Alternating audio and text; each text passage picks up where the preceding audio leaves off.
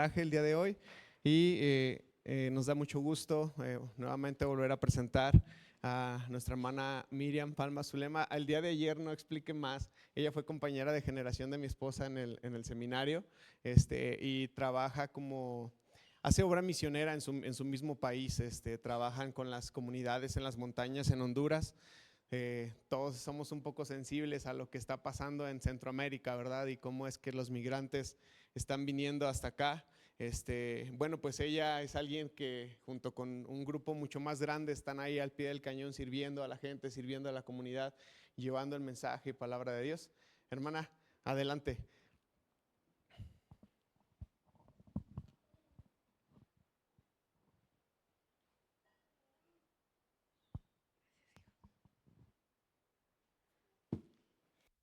Dios les bendiga, hermanos, buenas tardes. Ya me dejaron aquí las servilletas, muchas gracias. Sabe que donde nosotros vivimos el clima es muy parecido al de ustedes, pero no es seco, es húmedo. Entonces lo seco de México, de estas zonas, nos da como alergia. Por eso nos sale mucho moco. Hermanos, no vamos a detenernos más y vamos a entrar a el momento de la palabra. Yo se las voy a leer muy despacio y ustedes pueden buscar una u otra porque están distribuidas. Vamos a ponernos de pie para orar y después vamos a ver qué palabras vamos a leer. Amén.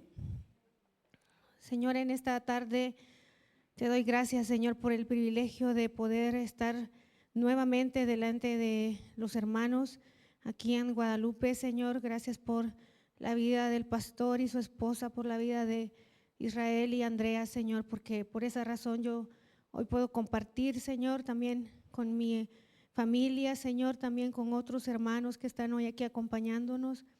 Hemos tenido un buen día, Señor, hoy, pero esta es la razón principal del Viernes Santo, de poder juntarnos más o menos a la hora en que tu Hijo murió en la cruz. Y queremos hoy orar, Señor, para que tú puedas hablar a tu iglesia. Hay escritas, Señor, papeles aquí, Señor. Tu palabra está aquí, Señor, delante de nosotros, pero es tu Espíritu Santo el que revela la verdad, el que nos hace ir a la cruz y poder ver a Cristo colgado del madero. No porque Él se ha quedado ahí, Él ha resucitado, lo sabemos, y lo vamos a celebrar el domingo, como todos los domingos que celebramos su resurrección. Pero esta tarde queremos recordar ese momento crucial en el cual Jesús fue el Cordero que se entregó en propiciación por nuestros pecados. A ti sea la gloria y la honra, Señor, por los siglos de los siglos. Queremos que nos hables esta tarde en el nombre de tu Hijo. Amén y amén. Amén, hermanos, vamos a sentarnos.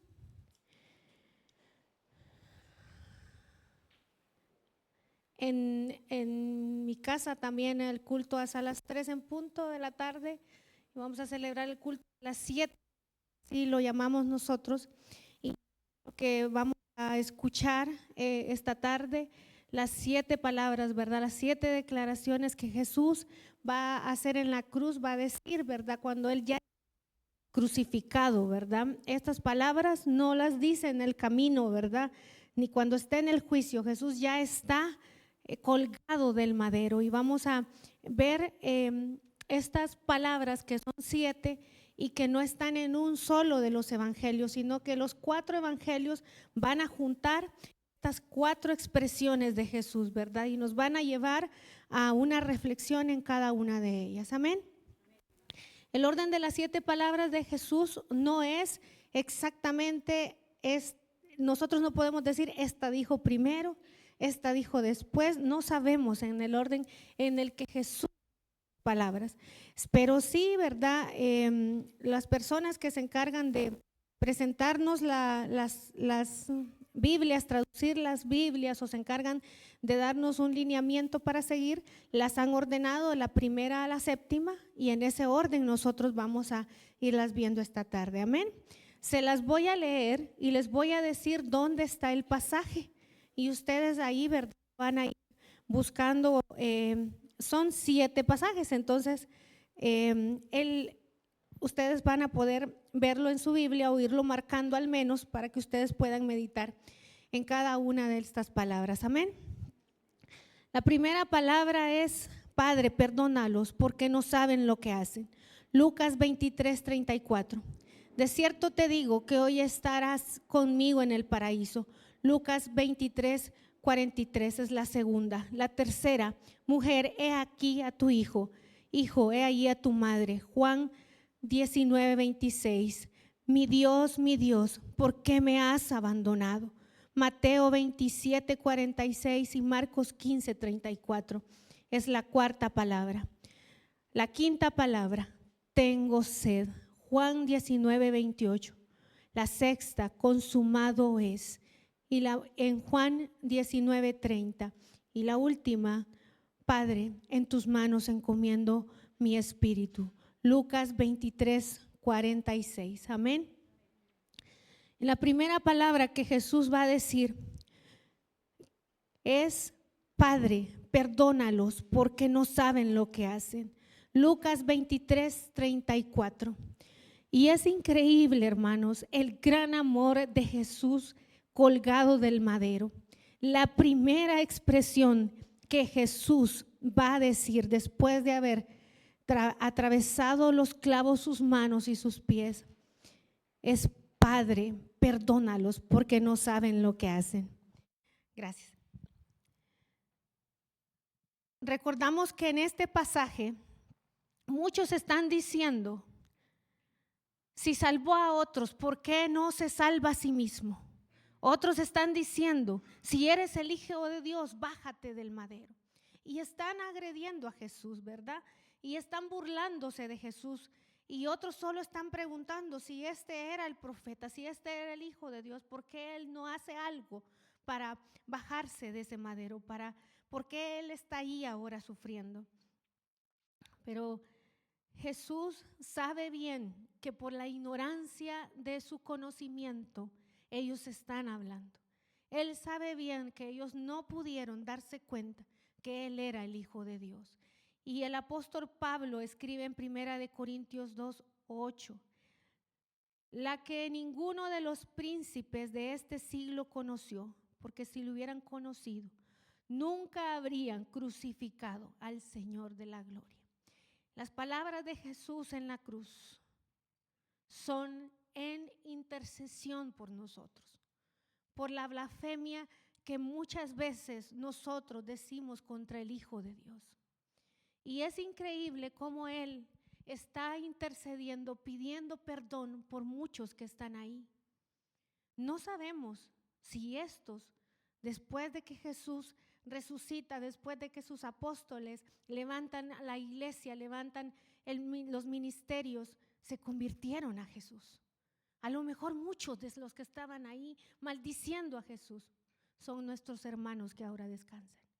Nosotros no podemos saber eso, pero que seguramente sí los hay. Y esta palabra de Jesús, hermanos, nos llama a una gran reflexión. Sus enemigos lo están atacando, sus enemigos se están burlando de Él, pero Jesús está orando para que sean salvados, para que sean perdonados. Muchas veces nosotros, hermanos, estamos delante de nuestros enemigos, deseando y diciendo con nuestra boca: ojalá le pase esto o le pase lo otro, sin capacidad de perdonar. Pero Jesús nos enseña con la primera palabra que nosotros debemos orar y perdonar a nuestros enemigos. Debemos, en las circunstancias difíciles, no emitir palabras de rencor ni de odio, sino orar para que el Señor los perdone. Pero no decir sarcásticamente que Dios los perdone.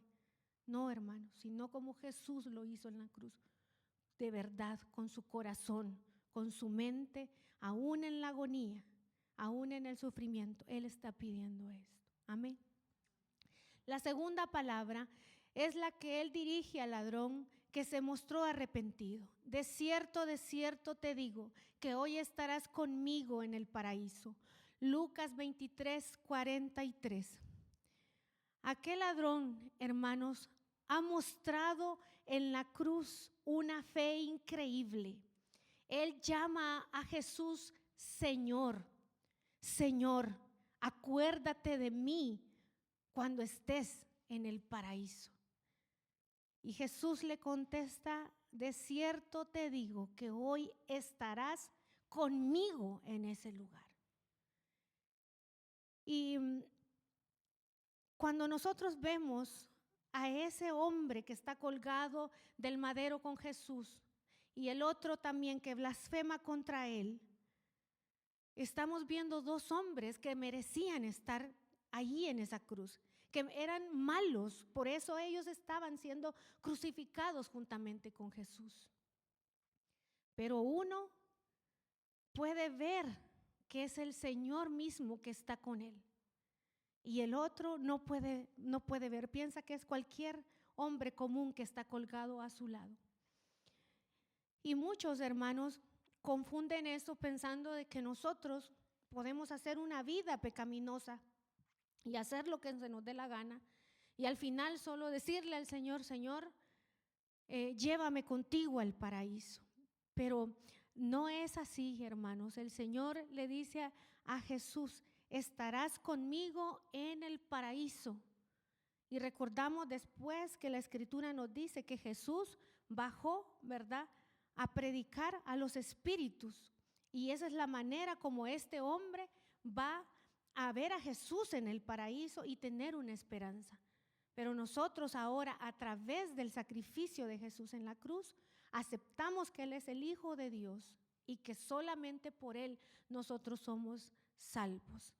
Así, hermanos, que cada vez que ustedes van a orar por alguien que esté en el lecho de muerte, tienen que llamarlo a ir a la cruz. No solamente orar para que éste se salve o para que éste se sane, sino llamarlo a la reflexión del arrepentimiento, para que como este hombre que se merecía el infierno, que se merecía todo el castigo, Jesús lo saque de ahí y lo lleve con él al lugar seguro. Ahora no lo va a llevar al paraíso, ¿verdad? Lo va a llevar al lugar donde nosotros vamos a esperar, ¿verdad?, a Jesús, o si morimos antes, y si no, vamos a ir con el Señor en el momento que Él venga. Entonces, hermanos, vemos a Jesús aquí haciendo un acto de salvación, y esta parte nos llama a reflexionar mucho, sabiendo que la salvación nosotros la hemos recibido por gracia, a través de los méritos de Cristo en la cruz. Si hubiese sido por obras, Jesús no hubiese podido ayudar a ese hombre, aunque Él lo llamara Señor, aunque Él reconociera que Él era el Hijo de Dios.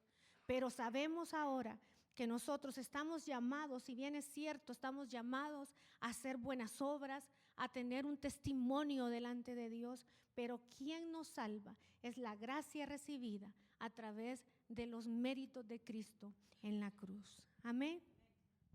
La tercera palabra, el Señor Jesús demuestra su sentido de responsabilidad hacia su madre, encomendándola a Juan, que era su mejor amigo.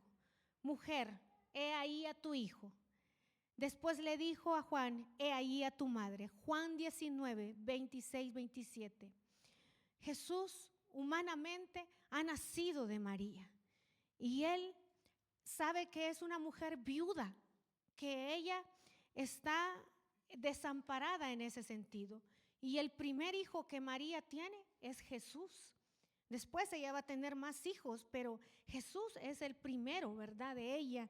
Entonces él tiene que ver cómo esta viuda, porque si hemos estudiado la palabra o hemos puesto atención a los sermones donde nos explican, sabemos que las viudas en aquel tiempo había que ampararlas, había que cuidarlas.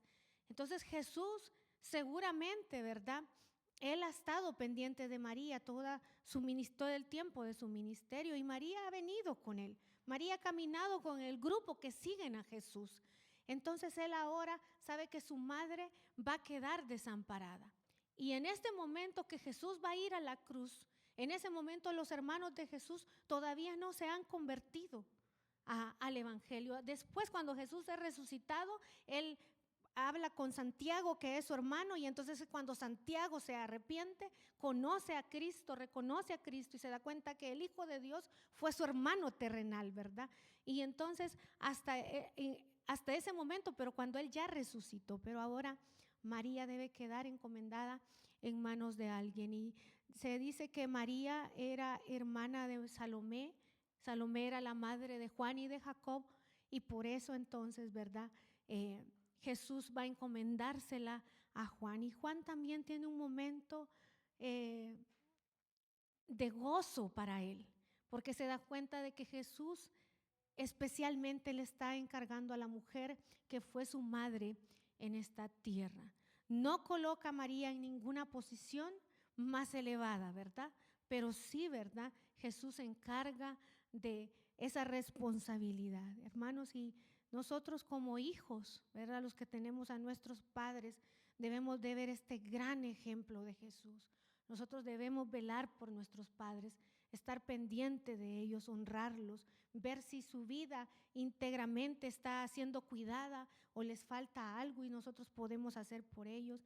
Es un llamado increíble de Jesús a cumplir ese mandamiento: honra a tu padre y a tu madre, que es un mandamiento, ¿verdad?, con promesa que tenemos en los 10 mandamientos, y Jesús lo está cumpliendo aquí para enseñarnos a nosotros a amar a aquellos que nos aman y a cuidar de aquellos que nos han cuidado. No, ¿verdad?, desentendernos de nuestras obligaciones, porque nuestros padres han cuidado de nosotros primero. Entonces ahora a nosotros nos toca hacer lo mismo por ellos, y esta es la enseñanza que Jesús nos está dando con la tercera palabra. La cuarta palabra es la que Jesús dice más o menos cerca de la hora novena. Dice Marcos 15:34 que Jesús emite estas palabras cuando ya una oscuridad ha cubierto todo el lugar y se ve una profunda noche, una profunda oscuridad. Elí, Elí, lama sabactani. Esto es: Dios mío, ¿por qué me has desamparado? Mateo 27:46. Y vemos nosotros cómo Jesús primero se ha dirigido a Dios como su Padre, pero en esta expresión Jesús está diciendo: Dios mío, ¿por qué me has desamparado? Jesús tiene todo el peso del pecado sobre él en este momento. Por eso todo se ha tornado oscuro sobre él, porque la maldad con nombre y apellido de cada uno de nosotros está sobre Jesús en ese momento. Y el Padre no puede ver más a Jesús, porque todo ese acumulo de maldad, de iniquidad, de pecado sobre Jesús, separan a Jesús de nuestro Padre. Y es ahí, hermanos, donde nosotros vemos a Jesús no hablando con su Padre, sino hablando con su Dios, diciéndole: ¿por qué me has abandonado? Y nosotros, hermanos, hemos experimentado esos momentos en algún momento de nuestras vidas. Una terrible desesperación en alguna situación o en algún dolor de una vivencia que hayamos tenido, donde nosotros sentimos que por más que oramos, que por más que pedimos, que por más que nosotros hacemos las cosas bien, Dios se ha olvidado de nosotros. Yo creo que todos hemos sentido en algún momento una sensación así, creyendo que Dios nos ha desamparado. El Padre no se ha ido, simplemente Él ha quitado su mirada por un momento de Jesús para poder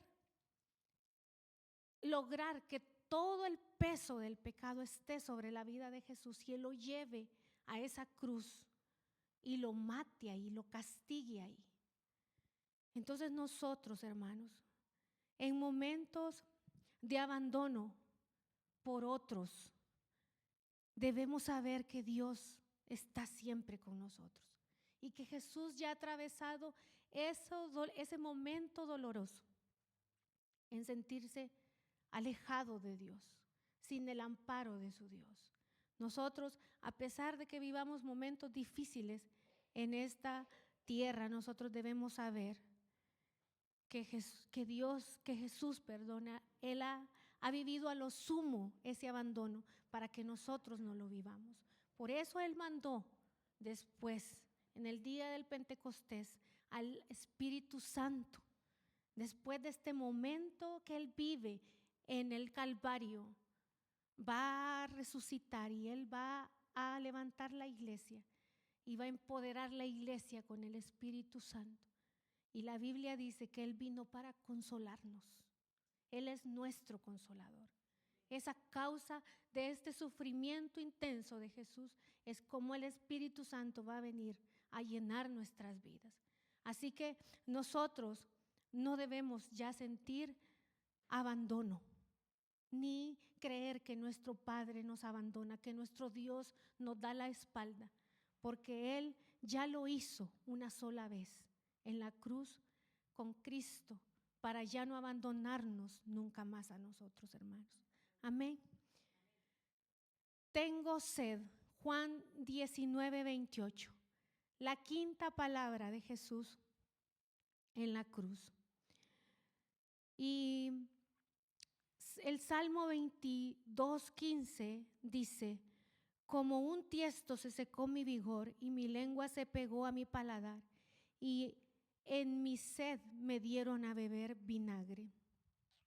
Y cuando Jesús estaba muy agotado, los soldados romanos tenían una bebida que era vino agrio con mirra, y ellos quisieron darle a beber a Jesús esta bebida porque eso le iba a dar un poco de vigor a él, un poco de fuerza. Y cuando él probó el vinagre, él no lo tomó. Por eso él dijo: tengo sed. Y hermanos, el cuerpo de Jesús estaba tan deshidratado. El cuerpo de Jesús ya no tenía sangre. Por eso él humanamente está agonizando cuando él dice: tengo sed. Y es ahí cuando nosotros podemos ver esta expresión de Jesús, que Él está viviendo la paga de nuestro pecado real ahí. Su vivencia es tan profunda, su cuerpo está tan necesitado de lo vital que es el agua, ¿verdad? Nosotros caminamos un poco y sentimos sequedad, pero el cuerpo de Jesús estaba completamente deshidratado. Entonces Él, hermanos, pide ayuda. Él dice: tengo sed. Y para mí esto es algo llamado a la coinonía de la iglesia, porque nosotros a veces tenemos necesidades en nuestras vidas, pero nosotros no hablamos con la iglesia para pedir oración, o no nos acercamos a alguien para nosotros poder hablar y sacar lo que traemos dentro de nosotros en nuestras necesidades. Jesús muestra aquí una necesidad física, pero nosotros muchas veces tenemos necesidades emocionales, necesidades espirituales, y no nos acercamos a la iglesia. Y a veces si nos acercamos, los demás somos tan indolentes que no consolamos a los que tienen sed, a los que tienen necesidad, o les fallamos. Si ellos hablan con nosotros una necesidad, tal vez nosotros la divulgamos. El Señor Jesús tuvo una gran necesidad, por eso Él da esa expresión: tengo sed. La iglesia debe ser un lugar que calme la sed del sediento, que calme la sed del abatido, que en este lugar se encuentre descanso. Israel me decía, Andrea me contaba que ustedes ayudan a los migrantes. ¿Cómo vienen esas personas? Con grandes necesidades. Pero la primera necesidad de suplir de la iglesia es a la iglesia, hermanos. Antes que al impío, nosotros debemos estar listos para consolar y ayudar a nuestros hermanos. No debemos olvidar esto que Jesús nos ha enseñado en la cruz. La sexta palabra, Juan 19:30, consumado es. Hay una predicación de Miguel Núñez. Él es un pastor bautista, no sé si ustedes lo han escuchado predicar y enseñar. Él tiene una predicación que se llama Tetelestai, consumado es. Es la expresión de Jesús en griego y él hace una enseñanza a esta palabra. Y es increíble, hermanos. Yo la veo, la escucho, la vuelvo a ver y a escuchar y vuelvo a llorar con esta predicación. Consumado es. Todo está terminado. Jesús está listo para morir. Y es en ese momento, allí en la cruz, después de que después de que en su boca hay un sabor a vinagre agrio, después de que él se ha asegurado de cómo va a quedar su madre en esta tierra, después de que él ha intercedido por los pecadores, después de que él ha visto toda la maldad de la humanidad sobre él, él dice, consumado es. Jesús está a unos minutos de morir. Y Satanás, cuando ve a Jesús diciendo estas palabras, se siente victorioso, sin saber que las palabras de Jesús marcan la victoria del Hijo de Dios y de todos los santos a los cuales Él eligió para la eternidad. El Señor Jesús, con decir consumado es, hermanos, es un grito de victoria en la cruz. Porque cuando la muerte tome la vida terrenal de Jesús, no va a encontrar absolutamente nada para retenerlo en la tumba.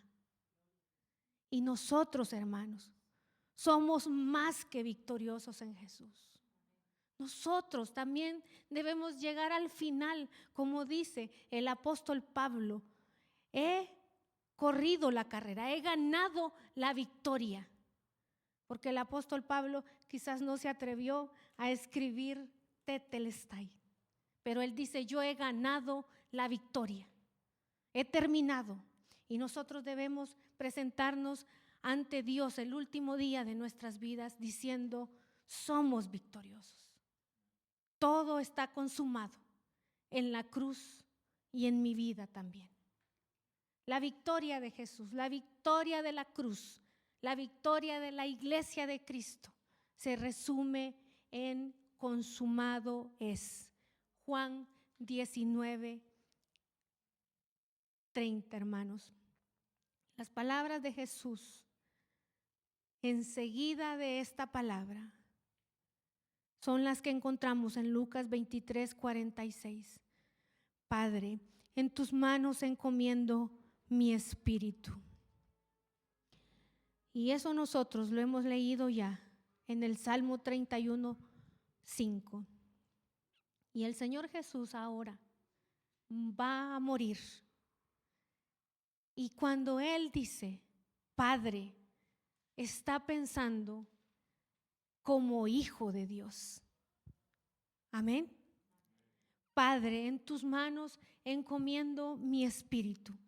Y Él muere en ese momento en la cruz. Ya no hay nada más que Jesús pueda decir, porque Él en ese momento muere. Esas palabras, hermanos, son las mismas palabras que Esteban usó cuando él murió como mártir. El primer mártir de los cristianos es Esteban, y él usa las mismas palabras de Jesús. En tus manos encomiendo mi espíritu. Y es la confianza de Jesús. Yo creo que el Señor Jesús está viviendo un momento que nadie puede describir. Ha terminado ya su vida. Ha terminado todo su sacrificio en vivir en la carne para salvarnos a nosotros. Y ahora Él va a experimentar la muerte. Pero la muerte no va a encontrar nada para retener a Jesús. Jesús lo sabe. Él sabe que solo es un acto de transición el ir a la tumba para resucitar el tercer día. Padre, en tus manos encomiendo mi espíritu. Esas palabras de Jesús, confiado totalmente en su Padre, ha terminado todo ya. Y muchas veces nosotros, hermanos, en nuestra humanidad, no tenemos esa capacidad de hablarle a nuestro Padre. Queremos resolver nuestros asuntos nosotros mismos, con nuestras fuerzas, con nuestros bienes, con las cosas que tenemos. Pero Jesús nos enseña al final de su vida que todo debe ir siempre descansado sobre el Padre que nos cuida y nos provee todo lo necesario. No debemos creer que hay cosas que nosotros le tenemos que ayudar a nuestro Padre. Entre más nosotros descansamos en la voluntad del Padre, más bendecidos nosotros vamos a ser. Con estas palabras, Jesús termina su obra en la cruz. Y después de eso, sabemos, hermanos, que Él va a estar un momento ahí, después sus discípulos y algunas mujeres van a bajar el cuerpo de Jesús, lo van a llevar a una tumba que le han prestado y vamos a ver, ¿verdad?, después todos los eventos de la victoria de Jesús en la cruz. Hermanos, después de nosotros ver la obra de Cristo, nosotros debemos honrar ese sacrificio que Jesús ha hecho. Él nos ha llamado cada domingo a congregarnos para celebrar esa victoria y esperar su segunda venida. Pero no debemos tomar a la ligera nuestra vida cristiana, ni tampoco nuestro culto dominical. Nosotros debemos consagrarnos al Señor para que todo ese sacrificio de nuestro Señor, que en la cruz se vio a lo sumo, a lo mucho más intenso de lo que nosotros podemos imaginar, pueda en nuestras vidas dar el fruto que Él espera. Mostrémonos como Jesús, bondadosos, humildes, dependientes totalmente del Padre, amando a otros y viviendo nosotros una vida digna de aquel que fue a la cruz y murió para dar salvación a usted y a mí y a muchos hermanos. Amén.